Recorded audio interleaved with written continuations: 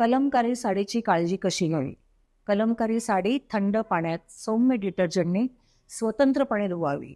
या साडीवर नैसर्गिक रंग वापरत असल्यामुळे ही साडी जर इतर कपड्यांबरोबर धुतली तर हे रंग इतर कपड्यांमध्ये मिसळण्याची शक्यता असते. साडी धुवायच्या आधी 15 ते 20 मिनिटं थंड पाण्यात मीठ टाकून भिजवून ठेवावी. यामुळे साडीवरचे रंग पक्के होतात. साडी थेट सूर्यप्रकाशात वाळत न घालता सावलीत वाळवावी. सूर्यप्रकाशामुळे साडीवरचे रंग फिके पडण्याचा संभव असतो. साडी लो टेम्परेचरला इस्त्री करावी. हाय टेम्परेचर वापरू नये. साडी ओलसर असताना इस्त्री करणं अधिक श्रेयस्कर. कलमकारी साडी जर का सिल्कची असेल तर ड्राय क्लिनिंगला देणं ही जास्त फायद्याचं ठरू शकतं.